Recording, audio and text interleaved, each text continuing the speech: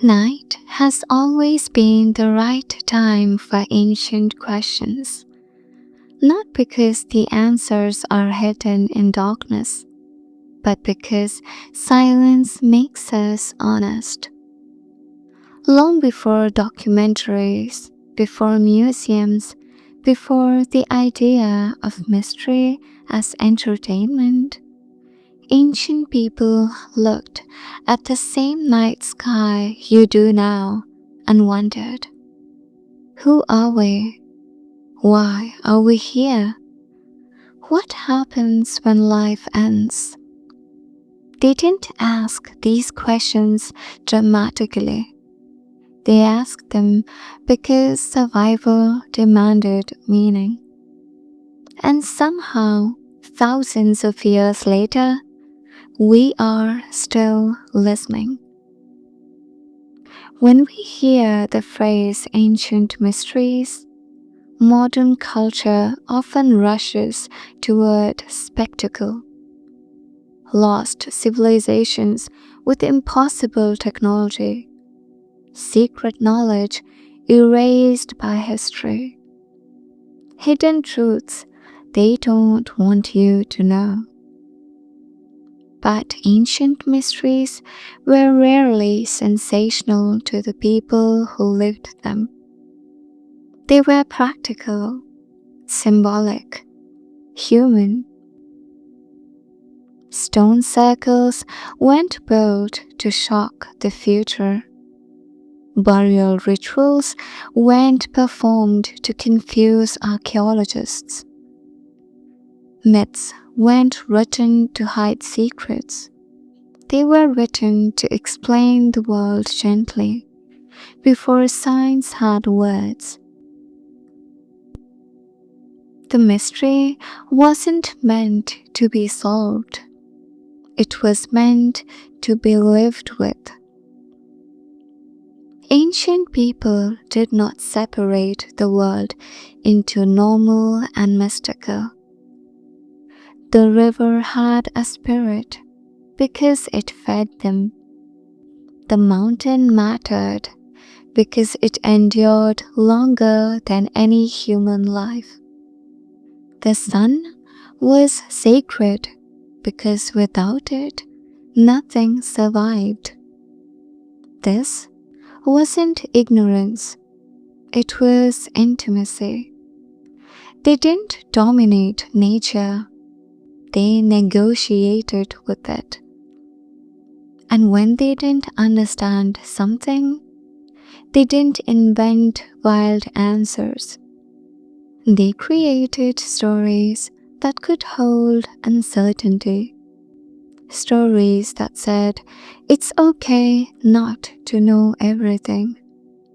Many ancient mysteries feel mysterious today, not because they were secret, but because we forgot how to think like ancient humans. We expect efficiency. They valued alignment. We demand explanations. They accepted symbolism. We want final answers. They lived inside ongoing questions. When ancient texts speak of gods, cycles, or other worlds, they are often describing psychological and natural realities, not literal spectacles.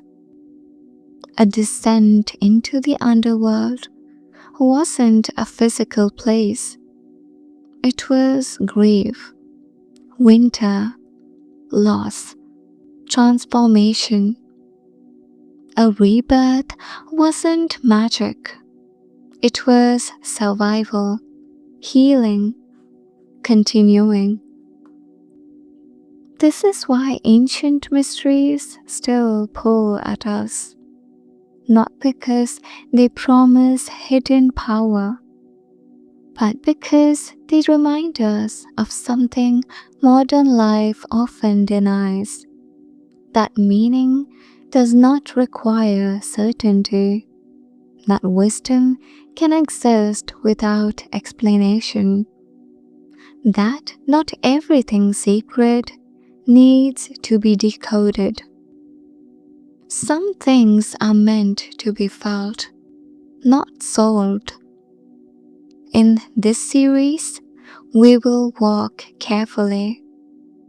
We will look at ancient sites, symbols, rituals, and beliefs, not as puzzles to crack, but as conversations across time.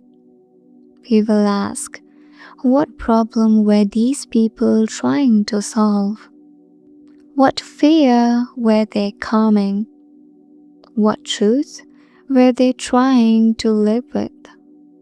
And most importantly, what part of us still needs the same answers? Because ancient mysteries do not survive because they are unsolved. They survive because they still speak. And tonight, we begin listening again. Chapter 2: Stone, Sky, and Patience. Why ancient structures took generations to build. There is a quiet misunderstanding we carry into the past. We assume ancient people built the way we do now: fast, efficient, goal-oriented, impatient for results.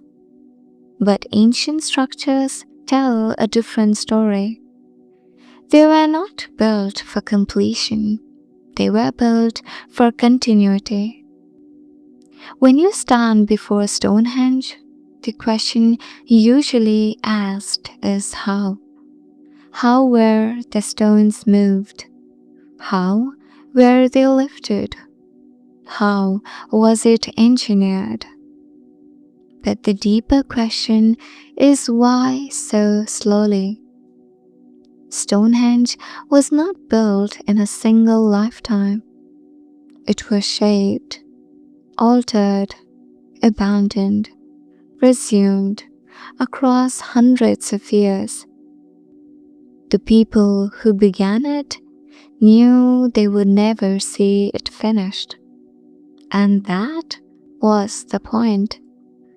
Ancient builders were not chasing legacy. They were participating in time. To them, a structure was not an object. It was a process, a conversation between ancestors, the living and the unborn. When a child helped carry a stone, they weren't contributing to a project. They were entering a lineage. At Göbekli Tepe, massive carved pillars rise from the earth, older than agriculture, older than cities, older than writing. There is no evidence of kings, no signs of hierarchy, no proof of centralized power. Yet the stones are precise, intentional, symbolic. This tells us something radical. Meaning came before convenience. Ritual came before settlement. Purpose came before permanence. People gathered not because they were forced, but because the place mattered. Ancient structures often aligned with the sky. Solstices, equinoxes, lunar cycles, not to show off astronomical knowledge, but to synchronize human life with cosmic rhythm. Time wasn't something to be managed. It was something to be honored. When sunlight entered a chamber once a year, it wasn't a trick. It was reassurance. a reminder that darkness ends, that cycles return, that patience is rewarded without effort. In the Andes, the stones of Machu Picchu fit together so tightly that no blade can pass between them. No mortar, no hurry, no margin for error. Each stone was shaped to meet the next, not standardized, but listened to. This wasn't inefficiency, it was respect for material. The stone dictated the pace, the mountain dictated the design. The builders adjusted themselves to the world, instead of forcing the world to adjust to them. Modern construction asks, how fast can this be done? Ancient construction asked, how long should this take? Sometimes the answer was longer than a lifetime. Because ancient people understood something we struggle to remember. Not everything meaningful needs to be finished. Some things need to be continued.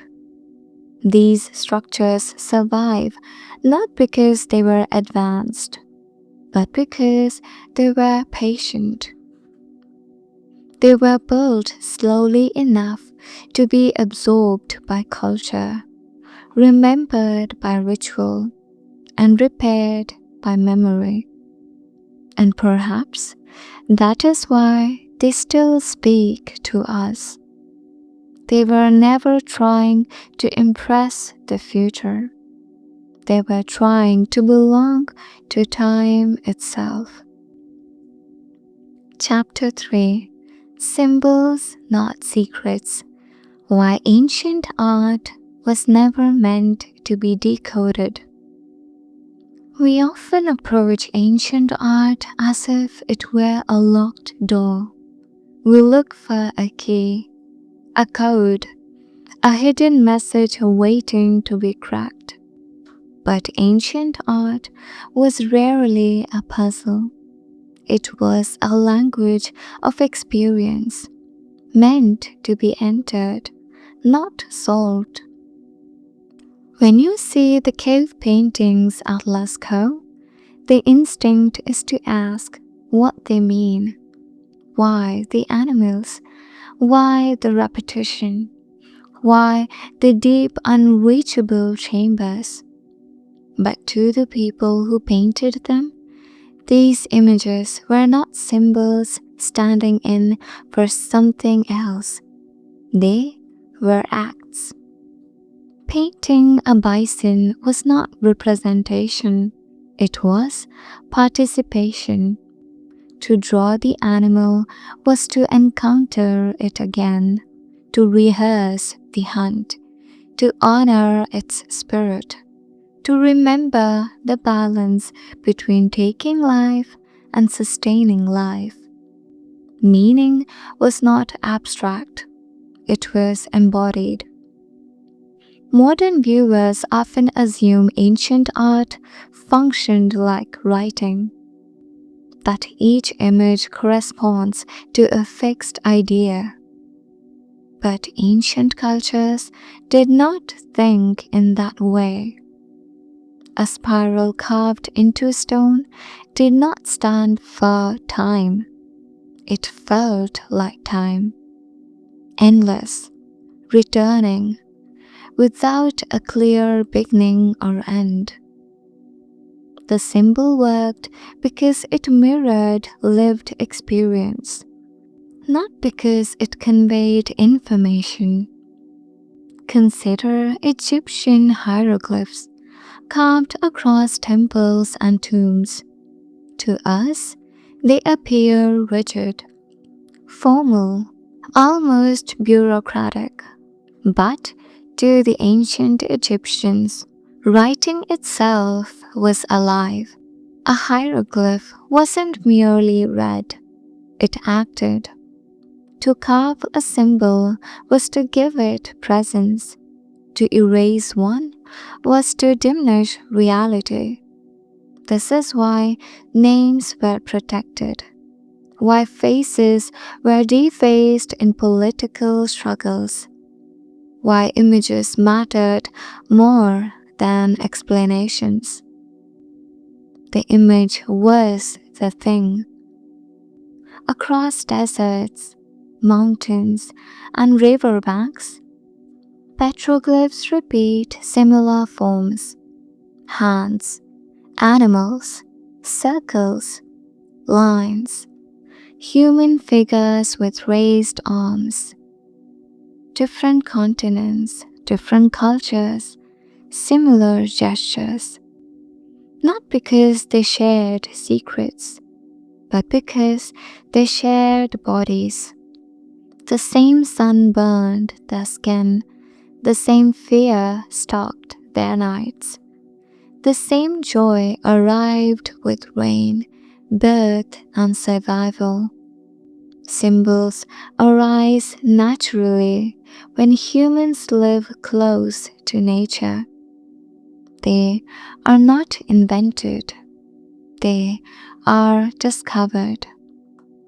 One of the great mistakes of modern interpretation is assuming ancient art was incomplete, that it failed to explain itself. In truth, it never tried to. Ancient art trusted the viewer. It assumed you would stand quietly, feel the scale, sense the rhythm. Notice how the image changes you. If you didn't understand it immediately, that was acceptable.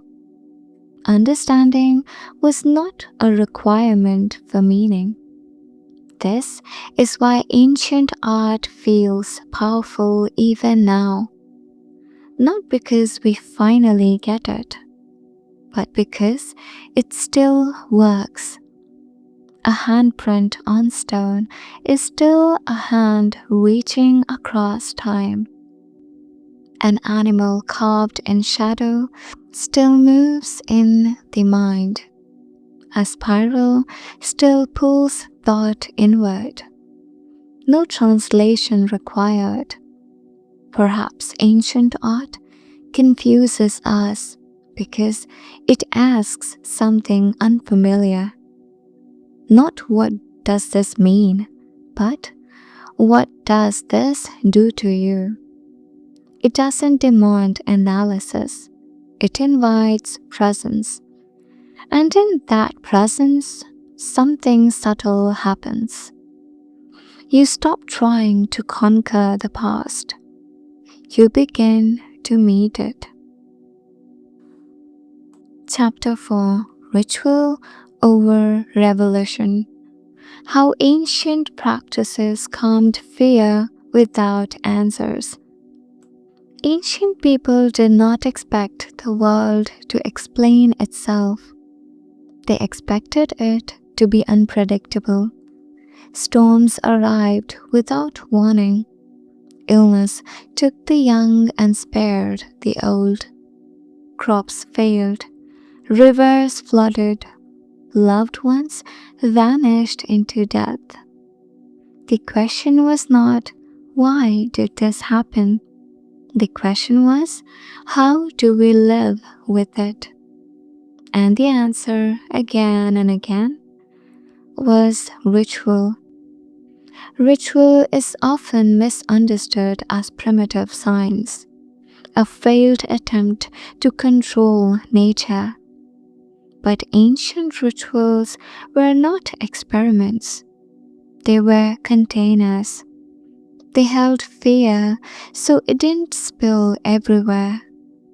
When people gathered around a fire at night, repeating the same words, the same movements, the same songs, they were not trying to change reality. They were changing their relationship to it. Predictability soothed the nervous system. Repetition restored order. Participation replaced helplessness. Consider the ancient Greek rites known as Eleusinian mysteries. For nearly 2000 years, participants underwent secret ceremonies connected to life, death, and rebirth. We still don't know exactly what happened inside, and that absence bothers modern minds. But to the ancients, secrecy was not about hiding information. It was about protecting experience. The mysteries promised no doctrines, no explanations, no proofs. Only this: you will not fear death in the same way afterward. That was enough. Ritual does not answer questions, it absorbs them. When a body was buried with tools, food, or flowers, it wasn't because the dead literally needed them. It was because the living needed to act, to do something with their hands, to mark the transition, to acknowledge that life had changed shape. Across cultures, burial rites look remarkably similar, not because of shared theology, but because grief requires structure. Without ritual, sorrow has nowhere to go. Ancient rituals often followed natural cycles: new moons, full moons, solstices, harvests. These were not cosmic secrets, they were anchors in time. When everything else felt uncertain, the sky still kept its promises. Lighting a fire on the longest night of the year did not make the sun return, but it reminded people that it always had before. That memory calmed fear better than any explanation. Modern culture often demands clarity. Tell me the reason, show me the mechanism, prove it. Ancient culture asked something softer. Can we do this together? Ritual transformed isolation into belonging. You didn't need to understand death to grieve it. You didn't need to explain the gods to honor them.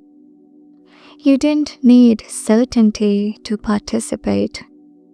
Presence was enough. This is why ancient rituals feel powerful even now. Not because they reveal hidden truths, but because they address something timeless: human anxiety in the face of the unknown. Ritual says, you are not alone. This has happened before. There is a way to carry this. No spectacle required, no revelation promised, just continuity. Perhaps the greatest ancient mystery is not about what rituals meant, but why we abandoned them. We replaced shared ceremony with private anxiety, collective rhythm with individual explanation. And in doing so, we lost a skill ancient people had mastered: living well without final answers. Chapter 5: The sky wasn't a map to power. Why ancient astronomy was about humility. When ancient people looked up at the sky, they were not looking for domination. They were looking for orientation. The night sky was not a code to unlock power, nor a chart for predicting conquest. It was a reminder of scale. You were small, life was brief, and the universe moved on with or without you. This realization did not frighten ancient cultures. It grounded them. Modern interpretations often frame ancient astronomy as a kind of lost superscience, precision without tools, knowledge without technology. But ancient stargazing was not about mastery. It was about humility through pattern. When people tracked the sun, the moon, and the stars, they weren't trying to control time. They were learning how to live inside it. At Stonehenge, the alignment with the celestes is often described as astonishing. And it is. But the astonishment is not technical, it is philosophical. To notice the slow drift of the sun across the horizon, to mark its turning points, to build stone upon stone so that light enters at one exact moment each year. This requires patience across generations, and patience often comes from accepting that you will not own the result. In the ancient Americas, structures like El Caracol tracked Venus, the moon, and the seasonal cycles with careful attention, not to predict the future in a dramatic sense, but to know when to plant, when to rest, when to gather, when to wait. Astronomy was agriculture's companion. The sky mattered because survival depended on listening, not guessing. Even earlier at sites like Nabta Playa, stone arrangements marked celestial events thousands of years before pyramids rose along the Nile. These stones did not proclaim human greatness. They whispered something quieter. We are paying attention. That alone was sacred. Ancient people did not imagine the cosmos revolved around them. Quite the opposite. The sky's vastness placed human life into context. Birth, death, success, failure, all unfolded beneath movements far older and larger than any tribe or king. This perspective softened ego. It reminded communities that no individual stood at the center, only the cycle did. Today, we often treat the sky as data, distances, mass, velocity, radiation. Ancient cultures treated it as relationship. The moon affected tides, fertility, mood, and ritual. The stars carried stories, not instructions. The sun was honored not because it obeyed, but because it endured. Knowledge did not inflate the self, it humbled it. This may be why ancient astronomy feels mysterious now, not because we don't understand the mechanics, but because we have lost the posture. We look up to measure, They looked up to remember that their lives were temporary, that continuity mattered more than control, that meaning came from alignment, not dominance. The sky was never a map to power, it was a mirror. And when ancient people gazed into it, they did not ask how to rule the world. They asked how to live gently inside it. As the night deepens, something becomes clear. Ancient mysteries were never waiting for the right generation to solve them. They were waiting for the right posture to approach them.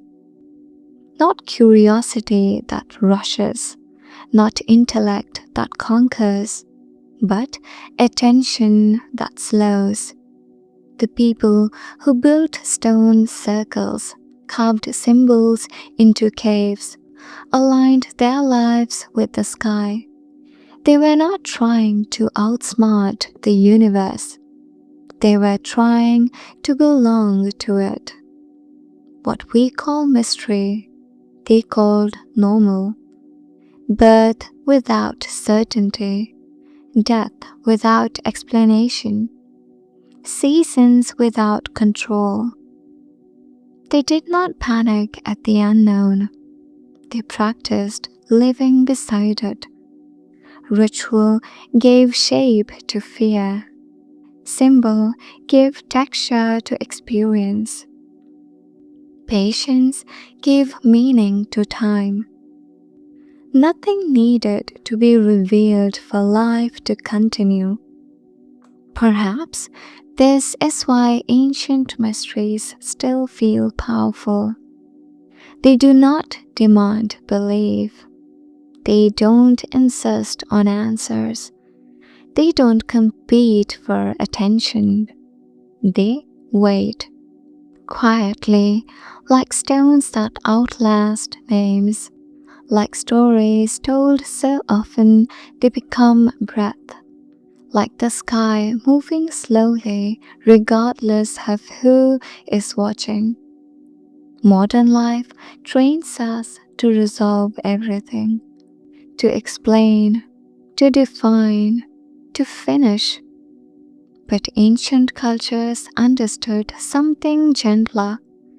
Some questions are not problems, they are companions. You don't solve them, you walk with them. So when you think about ancient mysteries, let them rest where they belong.